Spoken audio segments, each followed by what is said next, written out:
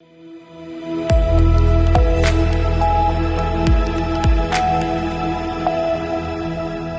के बाद रुक करेंगे यूपी बुलेटिन की ओर, जिसमें बात करेंगे आगरा की, जहां भारत सरकार और रेल मंत्रालय की महत्वाकांक्षी योजना अमृत भारत स्टेशन योजना के प्रथम फेज में चयनित तथा पुनर्विकसित स्टेशनों का लोकार्पण 22 मई को किया जाएगा। साथ ही बात करेंगे बांदा की, जहां थाना चिल्ला व एसओजी की संयुक्त पुलिस टीम द्वारा अवैध शस्त्र निर्माण फैक्ट्री का भांडाफोड़ किया गया। ऐसी तमाम खबरों पर विस्तार से करेंगे चर्चा।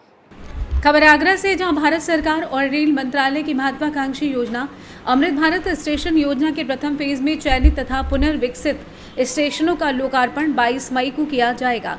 प्रधानमंत्री नरेंद्र मोदी द्वारा अमृत भारत स्टेशन योजना के तहत पुनर्विकसित 103 स्टेशनों का लोकार्पण संपन्न होगा। इस अवसर पर प्रधानमंत्री नरेंद्र मोदी पूरे देश में विकसित भारत संकल्पना को गति देते हुए 26,000 करोड़ रुपए की लागत वाली बड़ी परियोजना की सौगात भी देंगे। मंडल रेल प्रबंधक आगरा तेज प्रकाश अग्रवाल ने मीडिया को संबोधित करते हुए कहा कि अमृत भारत स्टेशन योजना के तहत पुनर्विकसित ईदगाह, आगरा, फतेहाबाद, मंडावर, महुआ रोड, गोविंदगढ़ और गोवर्धन स्टेशन का प्रधानमंत्री द्वारा वर्चुअल माध्यम से लोकार्पण किया जाएगा। इस परियोजना के अंतर्गत स्टेशन भवन का विस्तार और नवीनीकरण किया गया है। उत्तर प्रदेश में विभिन्न विकास परियोजनाओं में करीब 94,564 करोड़ की लागत से कार्य किया जा रहा है।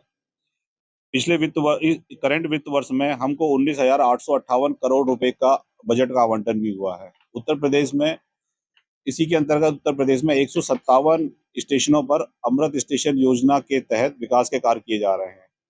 इसमें आगरा मंडल में करीब 15 स्टेशनों पर हम लोग अमृत स्टेशन योजना के तहत विकास कार्य कर रहे हैं।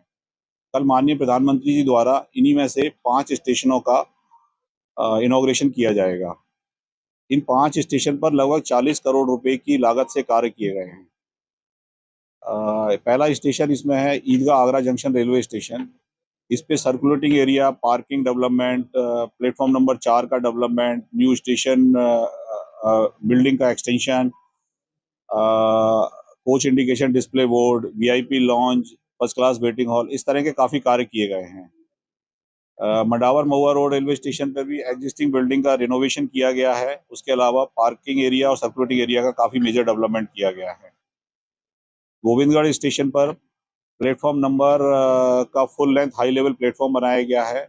बिल्डिंग का रेनोवेशन किया गया है। पार्किंग एरिया, सर्कुलेटिंग एरिया का डेवलपमेंट किया गया है। बिल्डिंग का फसाड इम्प्रूव किया गया है। इसी तरह गोवर्धन स्टेशन पर आते हैं तो वहाँ भी पार्किंग और सर्कुलेटिंग एरिया में मेजर डेवलपमेंट किया गया है। स्टेशन का रेनोवेशन किया गया है और बिल्डिंग का एक्सटेंशन भी किया गया है। और फतेहाबाद स्टेशन पर पार्किंग और सर्कुलेटिंग एरिया के डेवलपमेंट के अलावा स्टेशन की एंट्री का इम्प्रूवमेंट किया गया है। वहाँ पर वेटिंग एरिया था, उसको इम्प्रूव किया गया है। वेटिंग फर्स्ट क्लास का वेटिंग एरिया बनाया गया है और स्टेशन पर टॉयलेट्स इम्प्रूवमेंट किया गया है। आगरा से सी न्यूज संवाददाता अनुज उपाध्याय की रिपोर्ट।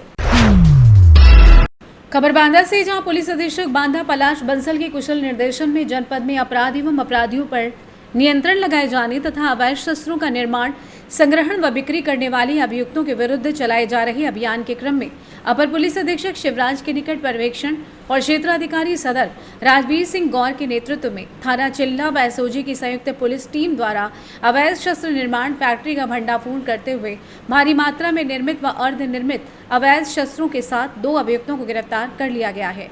गौरतलब है कि मुखबिर से सूचना मिली कि पैलानी की ओर से एक मोटरसाइकिल में 2 व्यक्ति संदिग्ध वस्तु को लेकर फतेहगढ़ की ओर जा रहे हैं। सूचना पर पुलिस टीम द्वारा सहूरपुर मोड़ पर बैरियर लगाकर चेकिंग शुरू की गई।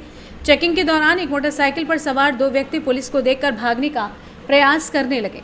पुलिस टीम द्वारा तत्परता दिखाते हुए दोनों को पकड़ लिया गया। तलाशी में दोनों अभियुक्तों के कब्जे से अवैध तमंचा, कारतूस बरामद किया गया है। पूछताछ में अभियुक्तों ने बताया कि वे अपने घर में अवैध शस्त्रों का निर्माण करते हैं तथा अवैध निर्मित शस्त्रों के बांदा और उसके आसपास के जनपदों में 5 से 6 हज़ार में बिक्री करते हैं। थाना चिल्ला पुलिस अधीक्षक महोदय के निर्देशानुसार जनपद में अपराध और अपराधियों के विरुद्ध चलाए जा रहे अभियान के क्रम में प्रभारी निरीक्षक चिल्ला, उनकी टीम और जनपद की एसओजी टीम के द्वारा 2 व्यक्तियों को, जयसिंह जो थाना चिल्ला का रहने वाला है और भजनव राम भजन जो थाना कबरई का रहने वाला है, इनको गिरफ्तार किया गया है। इनके कब्जे से 7 बड़े अवैध तमंचे, 1 अवैध रिवाल्वर बनी हुई चालू हालत में तथा 5 जिंदा कारतूस, 3 अधबने तमंचा, 1 खोखा कारतूस बरामद हुआ है तथा इनके पास से भारी मात्रा में अवैध असलाह बनाए जाने के उपकरण प्राप्त हुए हैं। इनको माननीय न्यायालय के समक्ष प्रस्तुत किया जा रहा है। इनसे पूछताछ की गई है। पूछताछ में इनके द्वारा अवैध असलाह बनाया जाना और बेचा जाना स्वीकार किया गया है। ये पता लगाया जा रहा है इनके द्वारा और किन किन लोगों को असलाह बेचे गए हैं। बांदा से सी न्यूज संवाददाता कासिद अली सिद्दीकी की रिपोर्ट। इंजेक्शन लगने के बाद जान गंवाने वाली रुचि के घर पहुंचे मंत्री। योगी सरकार के औद्योगिक मंत्री नंद गोपाल नंदी ने मृतका के परिजनों से की बात, शोक संवेदना व्यक्त करके सीएम से मिलने और हर संभव मदद का भरोसा दिलाया। मंत्री ने दो बार पुलिसिया लाठीचार्ज को बताया दुखद, कहा परिजनों की मांग को कराया जाएगा पूरा। जिले के अधिकारियों से वार्ता कर मांगों को पूरा करने का आश्वासन दिया। हॉस्पिटल पर बुलडोजर कार्यवाही, संचालक व अन्य दोषियों पर कड़ी कार्रवाई की भी हो रही है मांग। वहीं लाठीचार्ज करने वाले पुलिस अफसरों और कर्मियों पर भी परिजन कार्रवाई की मांग कर रहे हैं। बेटा स्थित मृतका के घर में करीब 1 घंटे मंत्री रुके। वहीं मंत्री के साथ भाजपा के कई पदाधिकारी व विधायक भी रहे मौजूद। जाम लगाने वाले 160 लोगों पर दर्ज होगा मुकदमा, खत्म कराने का मंत्री ने भी दिया आश्वासन। देखिए, एक बहुत दुखद घटना, एक ऐसी होनहार बेटी जो अभी 10वीं पास करके 11वीं में आई थी, उसको गलत इंजेक्शन लगाने की वजह से विदिन 10 सेकेंड 20 सेकेंड बताते हैं उनकी डेथ हो गई। किसी घर में ऐसी घटना दुर्घटना होने से निश्चित रूप से लोग में गुस्सा और आक्रोशित होना लाजमी है, हो ही जाते हैं। उसके बाद जो हुआ वो बड़ा दुखद है।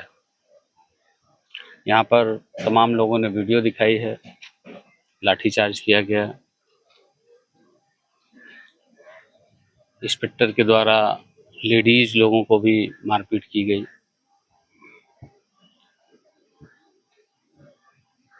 मैं यहाँ गांव के लोगों को भी और समाज के लोग बड़ी संख्या में उपस्थित हैं, जनप्रतिनिधि भी बड़ी संख्या में यहाँ पर उपस्थित हैं। हम सबको इस बात का भरोसा और विश्वास दिलाता हूँ कि आदरणीय प्रधानमंत्री जी के मार्गदर्शन में और माननीय मुख्यमंत्री जी के नेतृत्व में जो उत्तर प्रदेश में सरकार चल रही है, इसमें कोई भी आदमी जो भी कानून को हाथ में लेता है वो बख्शा नहीं जाएगा। व्यापारियों के खिलाफ कुछ एफआईआर हुई है, एफआईआर वापसी की भी मांग लोगों ने की है। डॉक्टर और कंपाउंडर और अस्पताल के खिलाफ भी कार्रवाई हो, उनकी गिरफ्तारी हो, इसकी भी मांग की गई है। इंस्पेक्टर के खिलाफ कार्रवाई करने की मांग की गई है। अभी मैं जिला प्रशासन से बात करूंगा और निश्चित रूप से ये सारी कार्रवाई होगी और परिवार के लोग आएंगे, माननीय मुख्यमंत्री जी से इनको मिलवा करके निश्चित रूप से इस परिवार के साथ हम हैं और इनके साथ हमारी संवेदना है और इनको न्याय मिले इसके लिए कार्रवाई की जाएगी। सर, अब तरीके से कई क्लिनिक खुली है, उस पर सर क्या कार्रवाई होगी? जो भी अवैध काम कर रहे हैं या अवैध कोई भी क्लिनिक या अवैध कार्य करने वाले किसी भी व्यक्ति के खिलाफ जब शिकायत मिलती है तो निश्चित रूप से कार्रवाई की जाती है। कार्रवाई हो सकती है। मंत्री जी आए थे, आश्वासन दे के गए हैं और हमें लगता है कि वो जो कह के गए हैं वो सच कह के गए हों। ये तो पता चलेगा आगे क्या होगा क्या नहीं होगा। अभी मेरा सिर्फ कहना इतना ही है कि हमारी जो मांगे हैं वो मांग पूरी की जाएं और हमें न्याय मिले। और जो हमारी मांग है वो सिर्फ इतनी है कि हमारी बहन बेटी जो हुई है उसको न्याय मिले और दोषियों को कड़ी से कड़ी सजा मिले। और सबसे पहली मांग मेरी ये है कि उस पे बुलडोजर चलाया जाए और उसके घर पे भी बुलडोजर चलाया जाए। और दूसरी मांग मेरी ये है कि दोषियों को फांसी हो, दोषियों को फांसी जरूर होनी चाहिए। और तीसरी मांग हमारी ये है कि जो भी हमारे ऊपर मुकदमा लिखा गया है वो सब फर्जी है। मतलब हमारी बहन बेटी भी गई है और हमने मार भी खाई है। दोबारा जब प्रदर्शन किया दोबारा भी मार हमने खाई है और उसके बाद हमारे ऊपर मुकदमा भी दर्ज हुआ गया है। क्या यही इस सरकार में क्या यही मिलेगा? हमें न्याय नहीं मिलेगा क्या? हम न्याय चाहते हैं। हम हमारी सरकार से अपील है कि हमें न्याय मिले। अगर हमें न्याय नहीं मिला, आज हमारे साथ हुआ है, कल किसी और के साथ भी होगा, आज हमें कोई और होगा। अगर ऐसा ही चलता रहा तो क्या होगा आगे चल के? हमारी मांग सिर्फ इतनी है कि हमें जल्द से जल्द न्याय मिले, हमारे परिवार को न्याय मिले, हमारे जो साथी हैं उनको न्याय मिले, जो हमारे बैस एकता के साथ सारे लोग हैं सबको न्याय मिले। ये लड़ाई हमारी नहीं है, ये लड़ाई हमारे पूरे बैस एकता की है, बैस समाज की है और ये हमारी ये सर्व समाज की लड़ाई हो चुकी है। इसलिए हमारा सिर्फ इतना ही कहना है कि हमें न्याय मिले जल्द से जल्द।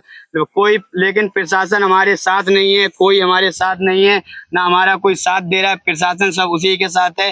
हमारी कोई सुनवाई कहीं से नहीं हो रही है।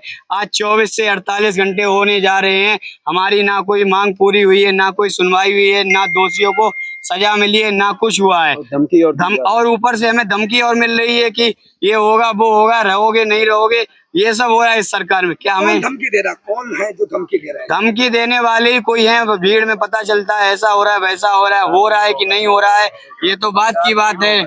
आपको कैसे धमकी दी? किसने धमकी पता चल रही है, कोई कुछ बता रहा है, कोई कुछ बता रहा है, सच है कि नहीं है। और सरकारी के लोग हैं, बहुत सारे सरकार के ही लोग हैं जो ऐसा कर रहे हैं। सब सरकार एक साथ है, उनके प्रशासन पूरा उन्हीं के साथ है। आपकी क्या मांगे हैं? हमारी मांग ये है, हमारे ऊपर पूरा दबाव बनाया जा रहा है। पहली बात तो ये पूरी प्रशासन हमें दबाने के चक्कर में है। FIR सिर्फ उन्हीं के नाम दर्ज हुई है जो हमारा साथ दे रहे हैं।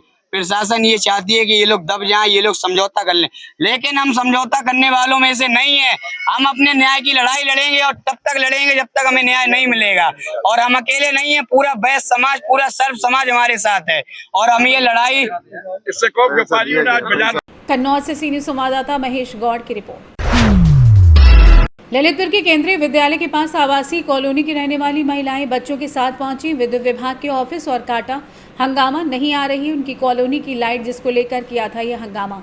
में विद्युत विभाग के अधिकारियों ने कहा कि बिल लेकर आए, लेकिन महिलाओं के द्वारा किसी ने भी बिल नहीं दिया। काटा हंगामा। ललितपुर से सी न्यूज़ संवाददाता विकास सोनी की रिपोर्ट।